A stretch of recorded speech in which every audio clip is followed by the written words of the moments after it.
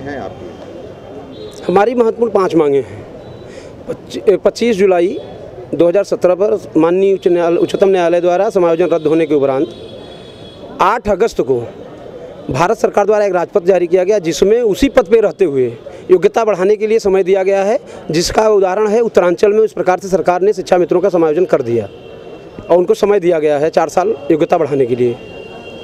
दूसरी मांग है एनसीटी के पैरा 4 में संशोधित करके हमें पैरा टीचर ग्रुप में शामिल कर लिया जाए, जिससे हमें टीटी से छूट मिल जाए। तीसरी मांग ये है कि हमें नया अध्यादेश लाके सहायक अध्यापक बनाया जा सकता है।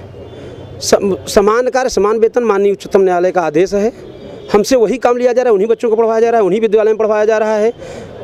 फैसला सुप्रीम कोर्ट का फैसला आने के बाद भी हमसे उन्हीं बच्चों को पढ़ाया जा रहा है। आज तक 10,000 मानने में हम योग्य हो गए, हमारी योग्यता का परिचय लिया जाता है कि अब क्या पढ़ाते हैं, कैसी गुणवत्ता है बच्चों की, जबकि 40,000 में पढ़ाते थे तो हम अयोग्य हो गए।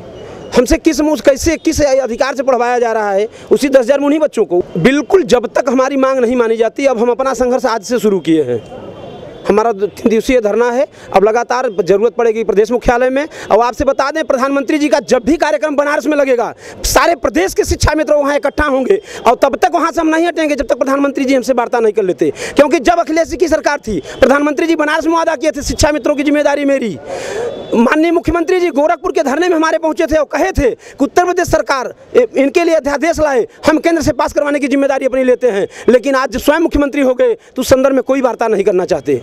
करना है, हम किसी राजनीतिक पार्टी के नहीं हैं, हम कर्मचारी हैं, हम लगातार 17 वर्षों से बेसिक शिक्षा में काम कर रहे हैं, हम उसी में काम करना चाहते हैं। लेकिन कम से कम सैकड़ों शिक्षा मित्र मर गए हैं, लेकिन इस सरकार का कोई नामुमकिन किसी भी शिक्षा मित्र के पास संवेदना व्यक्त करने नहीं गया। बहुत तकलीफ होती है, अच्छे दिन का इंतजार कर रहे हैं हम। यदि पूरे भारतवर्ष में अच्छा दिन आएगा तो उसी भारतवर्ष के वासी हम भी हैं, उसमें अच्छा दिन हमारे लिए भी आना चाहिए, क्योंकि हम उस देश के नागरिक हैं। ऐसा नहीं है कि हम शिक्षा मित्र हैं तो हम फॉरेन के नागरिक हैं, हमारे लिए भी अच्छा दिन होना चाहिए। हमारा भाई बंधु कम सैकड़ों की संख्या में शिक्षा मित्रों की मौत हुई है, हृदयाघात से हुआ है, लेकिन इस सरकार का कोई नामुमकिन कहीं भी पहुंच के हमारे लिए कोई संवेदना व्यक्त नहीं किया है। इसके 29 सांसदों, माननीय सांसदों ने मैंने शिक्षा मित्र यहाँ जिला कार्यालय पर धरना दी हूँ अपने मांगों के लिए।